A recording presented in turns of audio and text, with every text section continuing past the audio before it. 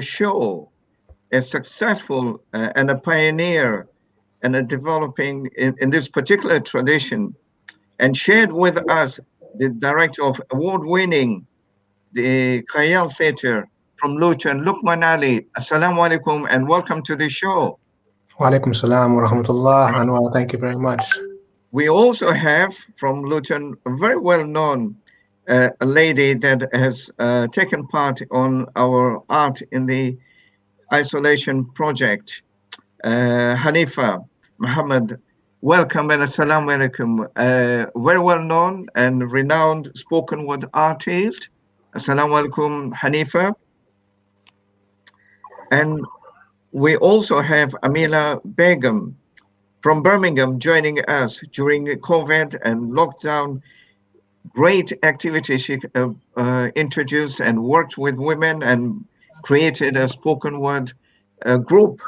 Assalamu alaikum, Amila, to you. Wa alaikum salam, Anwar. And then also, finally, last and least, international artist and then also a local person. When I say local person, he lives between Luton, Bedfordshire, and Buckinghamshire. One and only Atik Ali, a visual artist and internationally renowned, does a lot of work with his visual art. Assalamu alaikum to all of you.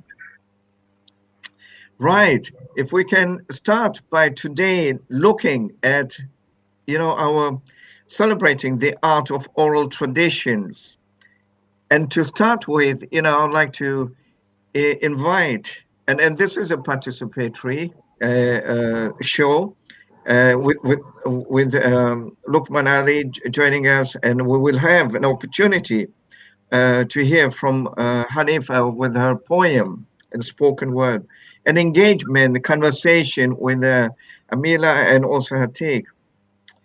To start with, and also I want to give you a heads up, at 12:28, due to Prince Philip passing away, and we pay respect, our prayers and thought goes to Her Majesty the Queen, we'll have a 1 minute silence, and then we'll followed by the advert for Ramadan as well. So I just want to give heads up to all our viewers.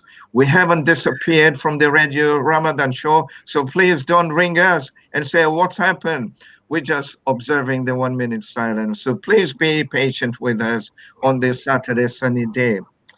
Right, to start with, Brother Lukman, what a wonderful career you've had, and excellent, as an award-winning Khayal Theatre, and you've shared with us many, many wonderful stories.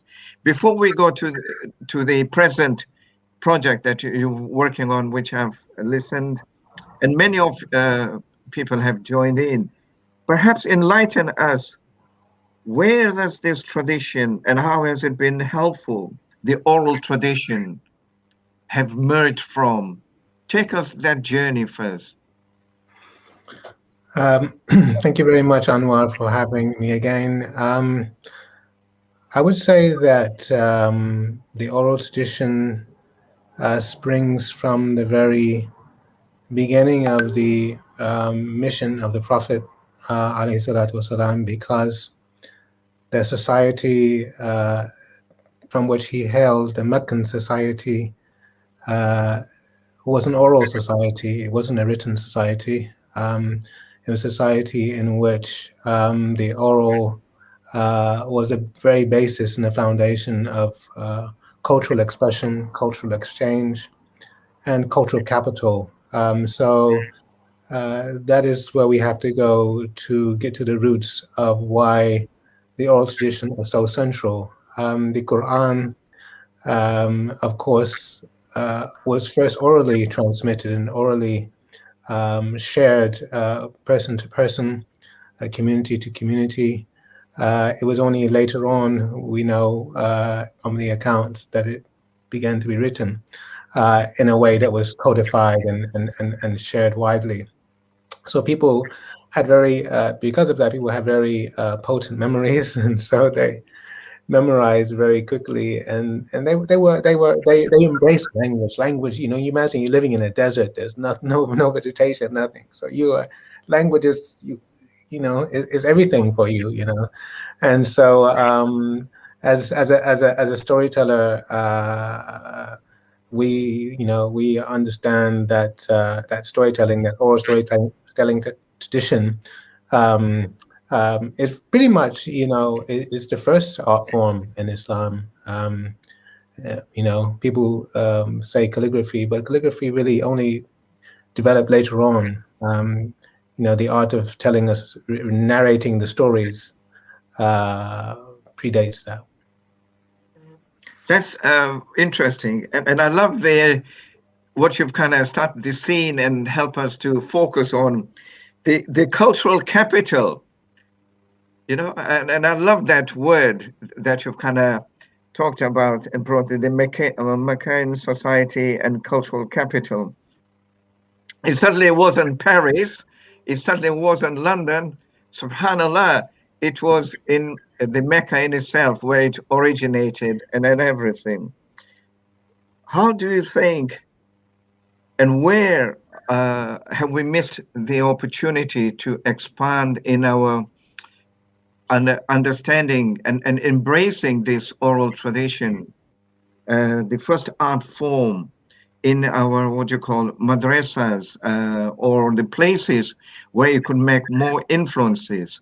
Where, why have we missed that opportunity? What could we do more about it? I do, I have attended your theater. You've been to Milton Keynes as well. And one of the memory that I hold very close to my heart when you came to the church with Ashak Rasul many, many years ago, and you performed, how wonderful it is that bringing diverse community, but performed in the city church, which is a mini St. Paul for us in Milton Keynes. And here it is. Everyone were kind of delighted. How can we take this tradition forward? This message of oral tradition that need to be celebrated more than other forms of art. Where have we missed this opportunity? What could we do differently? I think to really appreciate the oral tradition, you have to appreciate human beings. You have to value human beings. And that value for a human being has to be above and beyond the value you have for the material. Because at the core of the human being are intangibles. And those intangibles are what make oral art beautiful, powerful, majestic. Um, so you know, it sounds like you're asking, you're troubleshooting. So whenever people ask me this type of question, I say the issue lies in the fact that the values we have for property and for material, unfortunately, we've allowed them to eclipse the value we have for human beings, and therefore we're not prepared to invest in human beings. And this is very much out of kilter with the prophetic tradition, because the Prophet ﷺ was concerned with human beings. He was concerned with cultivating whole human beings, eloquent human beings, beautiful human beings in whom the beautiful names of Allah were reflected and were resplendent. So, if we want to recapture that magic and that beauty of the oral tradition, we have to respect its vessels, its instruments, which are a coalition of the heart, the intellect, the body.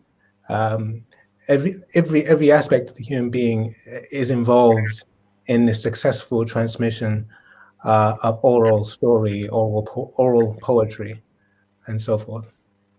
Taking further oral tradition and oral stories and recapturing the magic, we've seen during COVID how it's had impact on mental health and on young people. It's been devastating. And storytelling and spoken word has played, young people have benefited in kind of expressing regarding the issues around mental health and could be done differently as well. Have we missed this opportunity, the Islamic traditions and linking with mental health that is always played part, but people haven't linked it up somehow? Well, the Quran links it up, and it linked it up from over 1400 years ago. The relationship between specifically the oral tradition of prophetic storytelling with well-being in its totality, not just mental well-being, physical well-being, spiritual well-being, intellectual well-being. All of this, all well-being from a prophetic point of view starts in the heart, with the integrity of the heart. And so these remedies, these understanding, these prescriptions are woven within the tapestry of the beautiful prophetic tradition. And it's just that we, having not retained the understanding of the centrality of heart-centeredness, that we have allowed these types of realizations and these understandings to evade us. And we've seen, I think the beautiful thing about this pandemic from our point of view as artists is we've seen that people have come to realize how important art is for well-being. I mean, we as artists have been the life support system for people all over the world who could not do anything other than engage with art in one form or another, and really storytelling in its widest sense. Various modalities of storytelling have been what has been, keeping people intellectually buoyant. They've been, whether they've been doing it through their television, or whether pretty much that's what people been using, or their computers and so forth. So yeah, I'm with you on that, and I think we've had a valuable opportunity to reflect on this matter. Thank you very much, Lokman. We'll come back to you because I certainly want you to expand on this beautiful project that you're working about love and al-Qadir.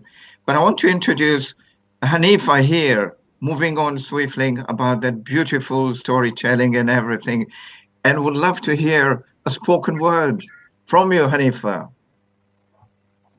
Thank you, my brother. And indeed, spoken word is a part of the oral tradition that I have been, I believe, blessed with being used as a vessel to convey some words which, inshallah, will touch and resonate the hearts and minds of our listeners. So let me start. The piece I've written specifically for this show is called The Timeless Oral Tradition. In the name of Allah, the Beneficent and Most Merciful. The beauty, richness, and complexity of our African history could never, ever have been hidden or remain a mystery. It's kept alive and keeps us connected to the ancestors' memory, and they have left it for us as part of their powerful legacy. The stories of our foreparents, their lives, their great battles, and their victories are preserved in the words of their songs, their poems, and their stories. And they've been retold as part of the timeless oral tradition. And they're handed on to us throughout the generations. No discoverers or groups of other descriptions can properly retell Africa's history, people, and systems. No, that's the work of the griots, the musicians, and the elders who have remained for centuries as our faithful storytellers. In Africa and elsewhere, griots were mostly respected, trusted, and well known, giving spiritual guidance through music and poetry was a part of their role. And the griots still exist in some communities, telling their empowering stories, challenging the myths and falsehoods, and rewriting Europe's version of our histories. Through the vast regions of places like Mali, Senegal, and Nigeria, our lives are also preserved in the histories of the Middle East, the Caribbean, and Africa. woven into the fabric of jazz, the blues, spoken word, and lyrics of today's rap musicians. Their work can all be traced back to our African ancestors' oral traditions. The Holy Quran was revealed to the Prophet, peace be upon him, orally by an angel. Today, this holy book is the guide for Muslims. Its sacred words are poetic and truthful. And the oral tradition was used to produce the writings of the glorious Hadith, which are the reported records of the Prophet's words and his deeds. So, in the beauty of poems by Rumi, Hafez, and Miss Lou's stories from Jamaica, to name just a few, their messages of love, laughter, community, and spirituality have lessons for me and for you. So today, for all of those who are blessed with the gifts of writing and of narration, let's keep our history and cultures and stories alive using the timeless oral tradition. Thank you. Thank you, Hanifa. And I'm sure Lukman would also, I can see him on the cameras with a big smile. You certainly have cheered us up. Alhamdulillah. And how wonderful it is, Hanifa, that it is uplifting and bringing hope. This is what we need coming out of lockdown, coming out of COVID. Many people have suffered. Many society, members of the society, not just the BEM community or the ethnic community, but indigenous community. We've all gone through that, and we've lost a loved one. Yes, absolutely. And I love the way you've kind of brought it up swiftly about woven tapestry of tradition. I call them healing words. The healing words, and the show that Lukman had created and delivered about love, how important it is during this time. If I can just engage with you too, Hanifa and Lukman, the importance of words. People misunderstand and they forget that we were living in a busy material lives. And during COVID, what were the one thing that touched both of you in terms of what could be one thing I would like to do, bring a chant, what would that be? What would be that? First Hanifa and then Lukman.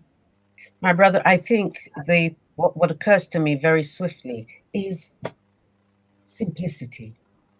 A change to a life of simplicity, not the complexity of buying gadgets, buying clothes, buying food that we may not eat, we may not even need, being in places and doing things that maybe we can, on reflection, we don't need to be in. So for me, what I would like to see in terms of a change is a return to a more simplistic, communal life where sharing and peacefulness and supportiveness, supporting each other, whether as Muslims or as non-Muslims, the whole community, I would like that to be brought back into our lives. And that's one of the many things that lockdown has brought into my life, the importance of living a life of simplicity. Lukman, how would you relate to what Hanifa said and bring in one change, or what could you advise to say as an artist, as a director, an influential person as well, way forward? How do we deal with it? I think what this lockdown and pandemic have demonstrated to us is that it is not we don't have an option to whether or not we are communitarian. We have to be communitarians. All of us have to be communitarians.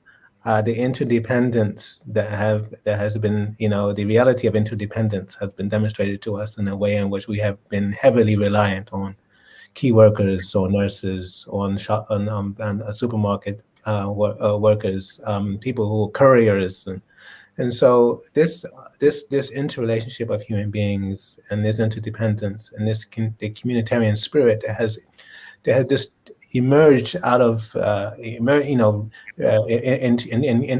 various towns and cities and villages where people have come together to help and support and serve each other.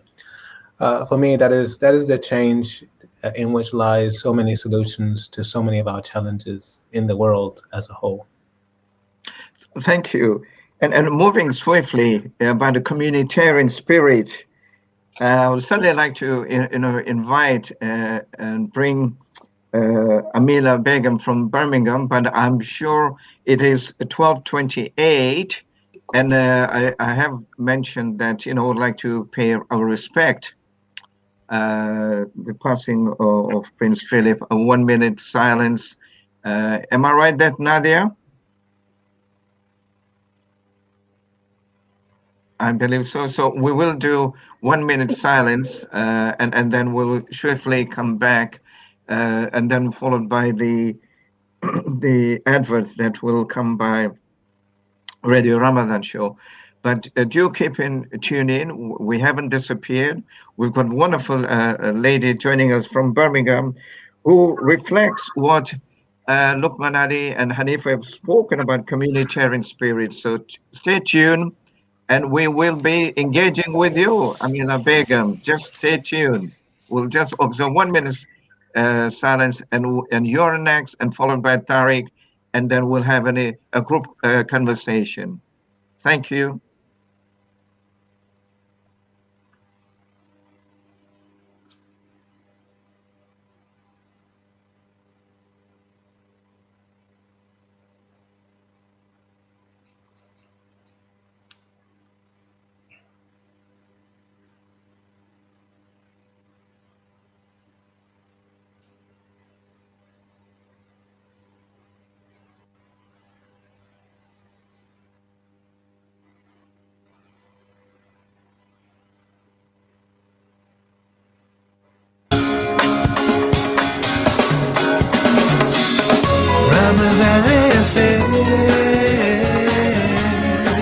Feed your soul while your body fast.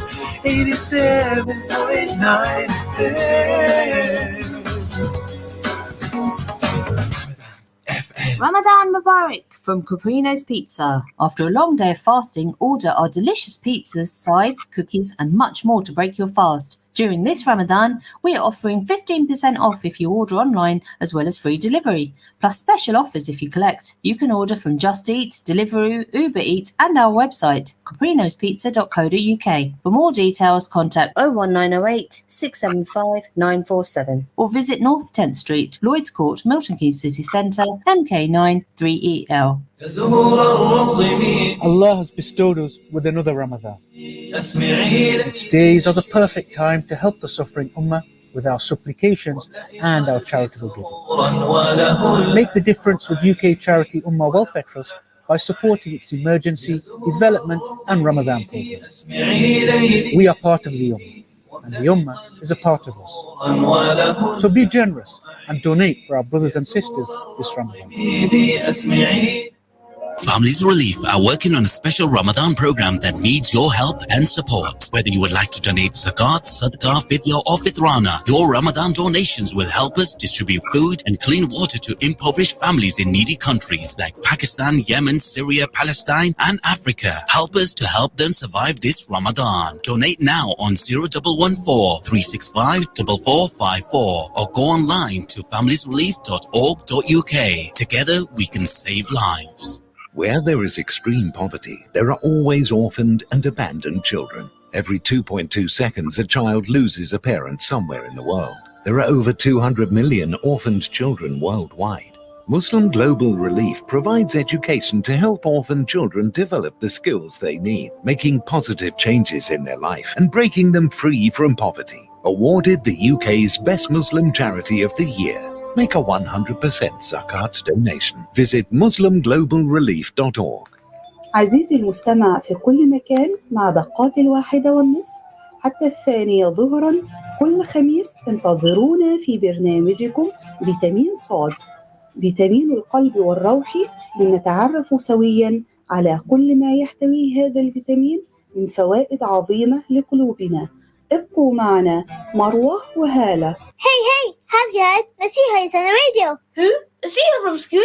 No, Nasiha World is on the radio. The Nasiha World Kids Show will be an hour of fun, sharing stories from the life of our beloved Messenger Sallallahu Alaihi Wasallam, Islamic quizzes, and amazing lessons from the Quran. There are cool gifts up for grabs every day, like the Nasiha Adventure board game, flashcards to learn the Arabic alphabet, and even free access to Nasiha World. The Nasiha World Kids Show, playing live on a radio near you. Be there or be square. For a list of all our sponsors, please visit ramadanfm.com.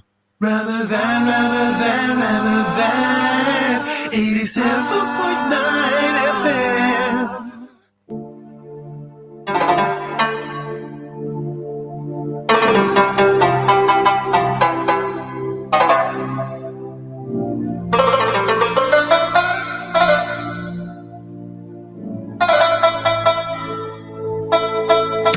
Anwar Kasim, Islamic Arts, Heritage and Culture Show.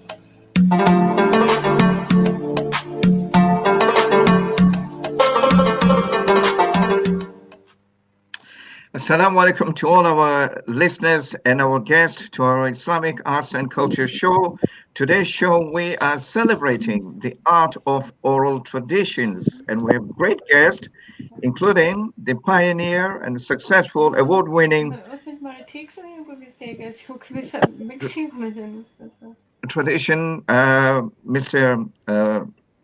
Lukman Ali from Khayal Theatre, Luton. Also, we have Hanifa Muhammad, Amila Begum, and also Atik Ali, visual international artist.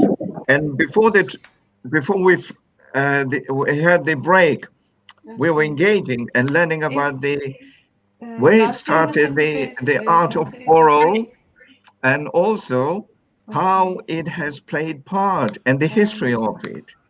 And we've come to the far as further forward that how important the oral traditions have played part in mental health and during lockdown as well.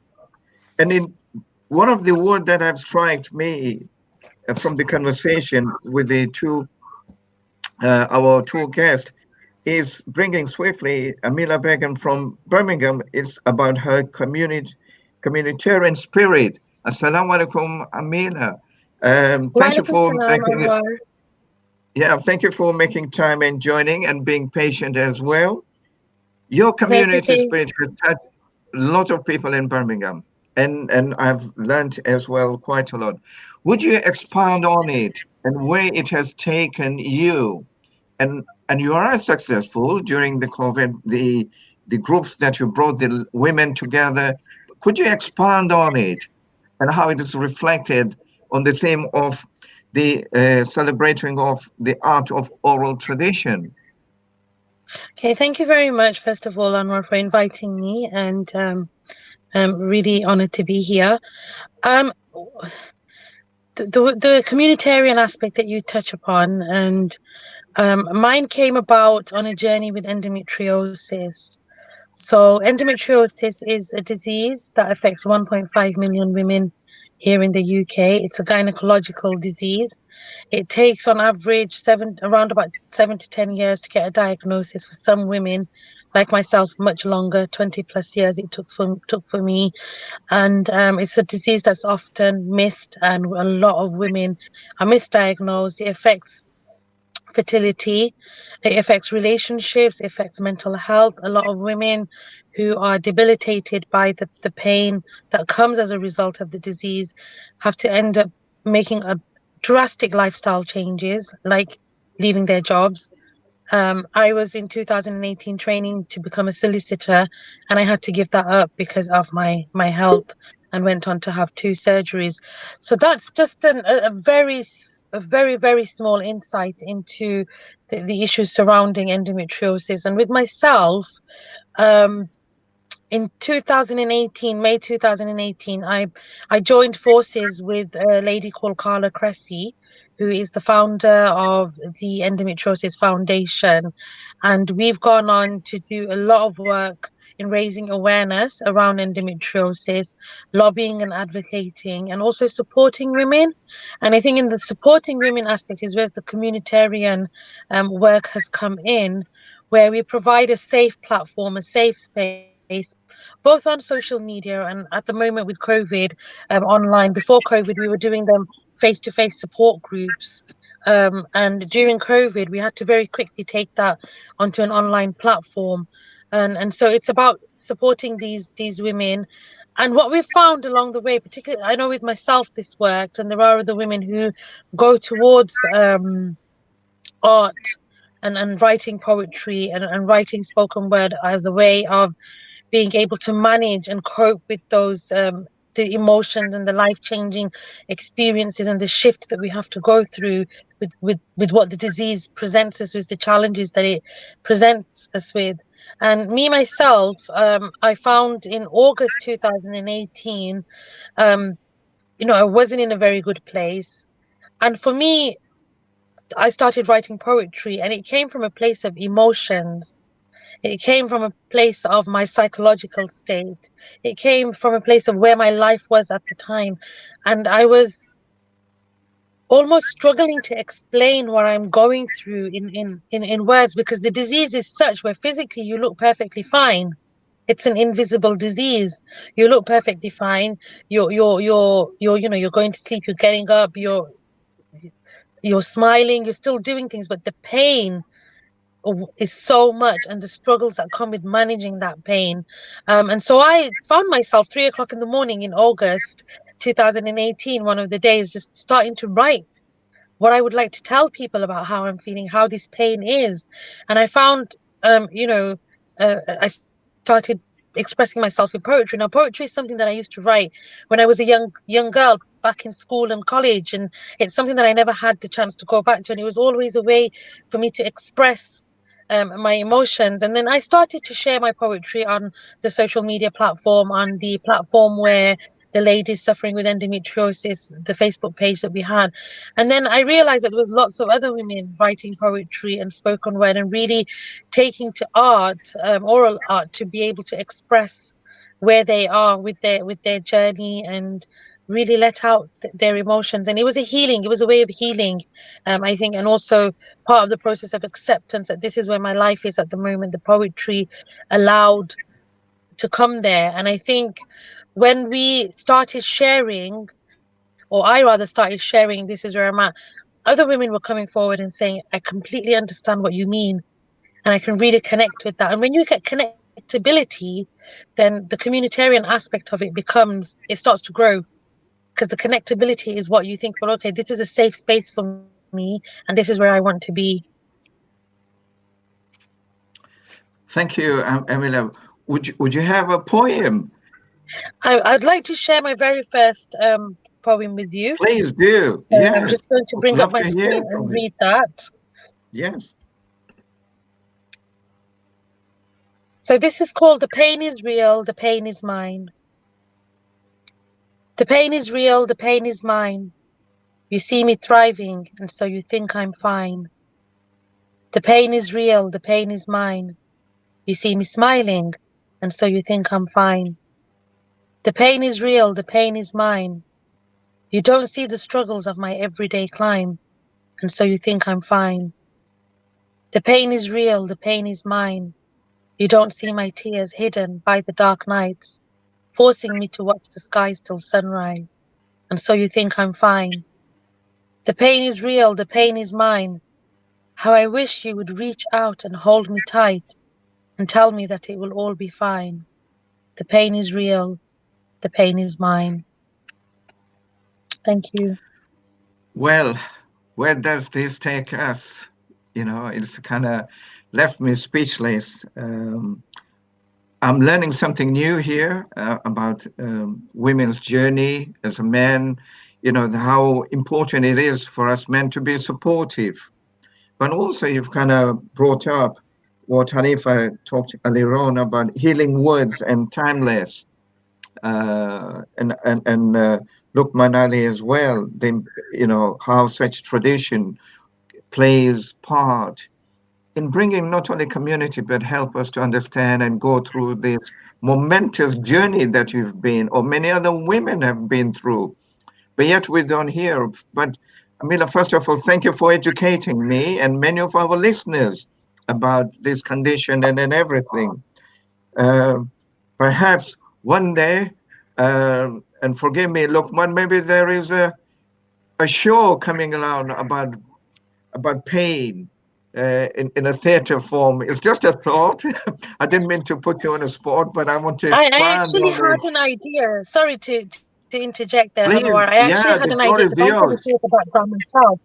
I was in a youth theatre company for many years and did theatre studies at A level, and I absolutely loved theatre performance.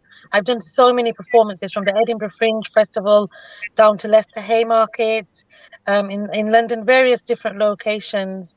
And I wanted to, one of the things that I would love to do is create a theatre piece around endometriosis. And really bring forward and bring to the stage in a theatrical way of explaining and showing the kind of the journey of a woman who goes through endometriosis. And and the pain that they endure, the impact and effect that it has on their life, on their relationships, on their ambitions, and everything. So yes, thank you for bringing that up, Anwar. Well, I wasn't. Didn't want to put Lukman on spot, but I know him. He loves a challenge. He does shy away, but he loves a challenge. And I would certainly would bring that show to MK very much, or be partner with Lukman on this, and get funded or invested together and see what difference we can make in areas of supporting humanitarian perspective view. I've been just, Brother I've Anwar, been, yeah, Brother Anwar, may I just add something to that, please? please, of course, Hanifa. Sister Amila, thank you very much for sharing your experience. And this is putting Brother Lukman maybe on the spot again, but I'll follow your dear. Anwar. There is also another issue within among women, among sisters, among some sisters, the issue of childlessness, being childless without not by choice. And I think this is something that many in our community don't, in our community and in other communities, don't actually talk about. But it is such a big issue for those women like myself who have experienced this. And it is something that can cause all sorts of issues, emotional and psychological, relationship issues, and mental health problems. And being a mental health practitioner myself, I've had contact with women who've had this experience, and I'm able to share their experience and the feelings that come from being a woman who wanted children. Not every woman wants children, and I accept that. But the issue of childlessness, not by choice, is something that something else I would like to add to Brother Lukman's list of performances for the future. I like Sister Amila. I have also been involved in performances here in Luton. We have the Hat Factory, Brother Lukman. You know about it, I'm sure.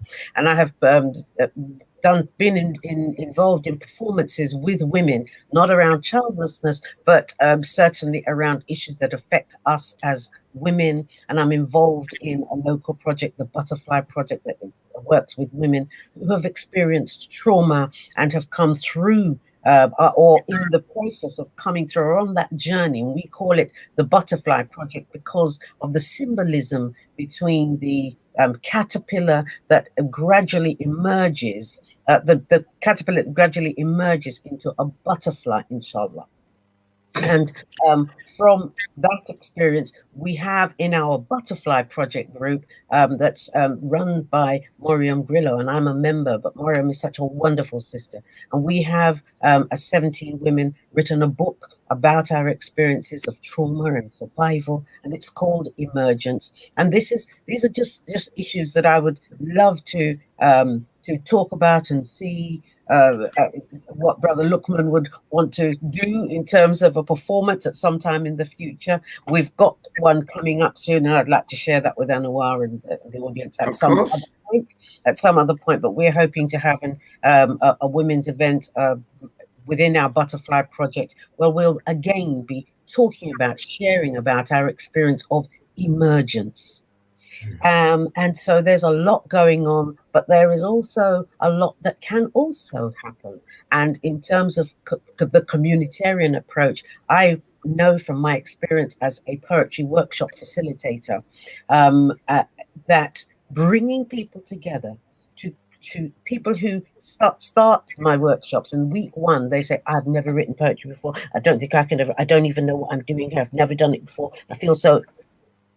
When you look at their work at the end of session one, it's really quite, I'm really quite amazed for them. I'm very happy for them, because they have used the tradition of poetry, the writing of poetry, not rhyming, it's no masterpieces, because they're not looking for that, but they've been able to come from their heart. And that's what I always say to them, just come out of your head, go into your heart, put that onto the paper, and look at the journey, see what the journey produces. And so I just wanted to share those ideas, and thank you, Amila, for triggering those thoughts and those Thank you. Thank you, Hanifa. I just wanted to add there, like what you talked about childlessness, because I myself don't have children, and in 2018 I made the decision, 2019 I made the decision to go on and have a hysterectomy. And although I was content with not having children, there are so many women out there affected by diseases like endometriosis, and there's many other gynecological related diseases where they are left childless and often being asked, oh, when are you going to have children? And then when I went through a hysterectomy, it was a very difficult thing, even though being content, because when we look up the word womb, it comes from the word Raham, and Raham is one of the first names of Allah that we're introduced to, mercy. And you're born with that. The natural fitrah of a woman is the desire to have children, and when that is forced and taken away from her out of something that is not within her control, it's not an easy thing to cope with. And you're right, Hanifa, women don't talk about it, and bringing women with similar experiences into a safe space where they can express this through art form, because I find for myself art form is very therapeutic, whether it's writing, whether it's painting, whether it's theatrical, and in various other ways, and it does bring that that safe space where you can express it and really start to heal. It's not going to change the fact that I'm childless. It's not going to change that, but it will help me to heal and come to some sort of an acceptance within my life and within my journey. So thank you so much for touching on that.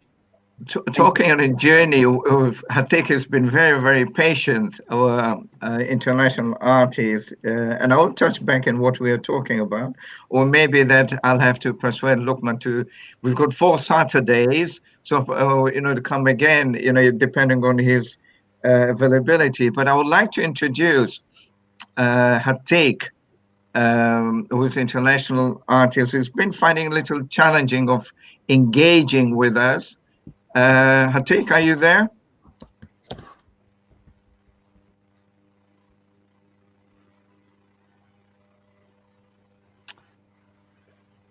Okay, so he's been finding difficulties in connecting with the show, but he's trying his best. There's a problem at his home regarding his IT systems and everything.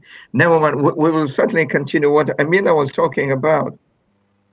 And you've all touched about the importance of healing words and sharing and making simplicity.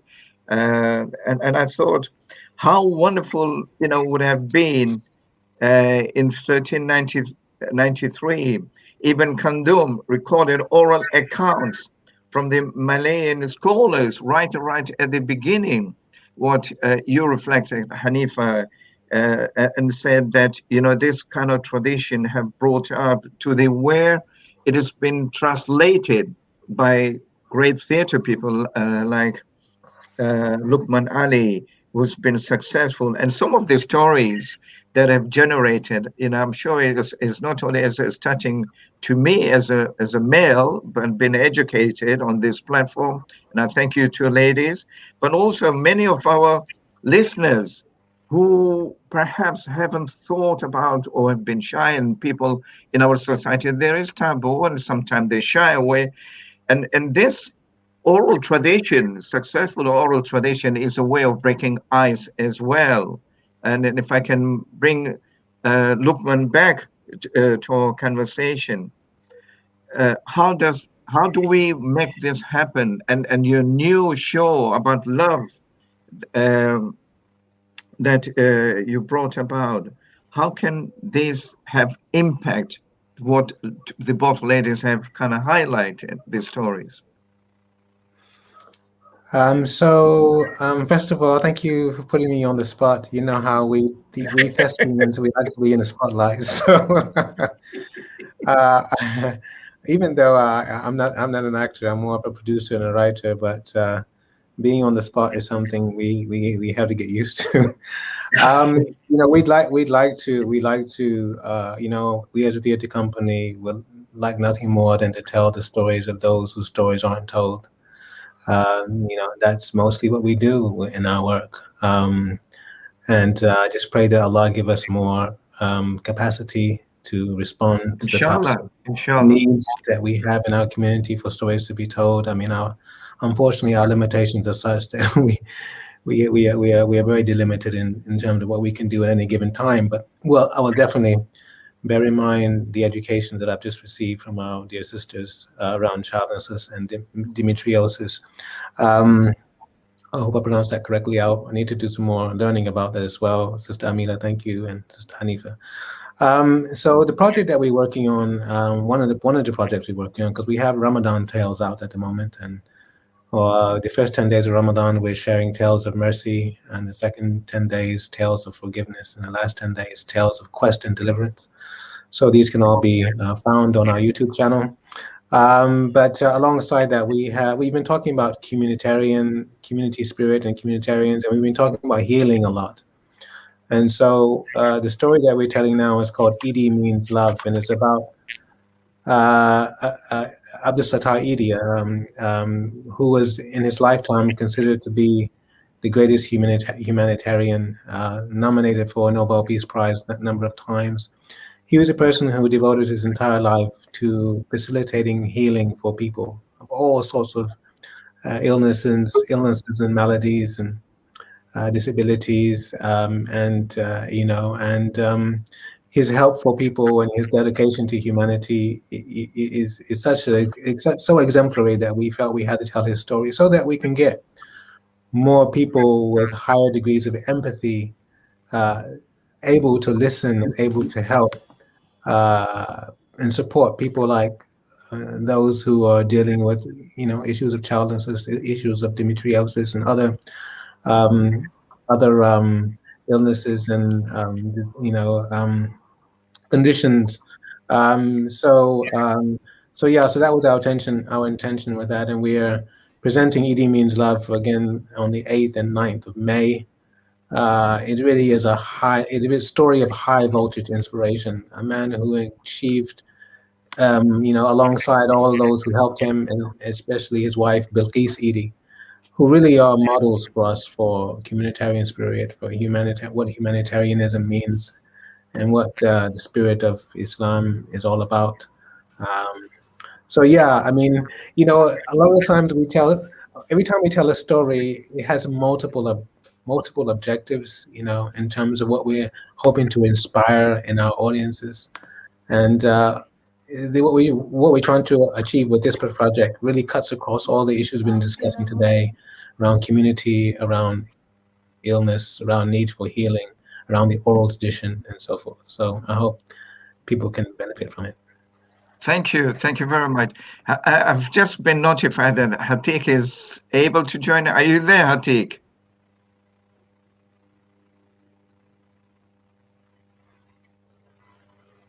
Oh, we're having challenges with him. Yeah, I can't see him there. Yeah, Lukman, are you able to, without giving the further information, I want people to link in with Edith Love. But his wife, Bilke, are you able to give one example before we run out of time to keep us motivated about that inspirational story? One example, something to titillate our taste bud, Lukman. Well, I mean, Idi Sahib's, his life is full of examples, but well, the one thing that's most incredible about him is that he was so selfless in his service to humanity in his 80 years or so that before he died, he left in his will that he wanted all his organs to be donated. Even after that, he wanted to continue giving. And when he died, they went to fulfill his last testament, if you like, his last will, and to get his organs. But they found all of his organs were exhausted. They were not usable. He had exhausted them in service. The only thing that they could get was the cornea of his eyes that he donated. So he left us his eyes. And the amazing thing is his autobiography is called A Mirror to the Blind.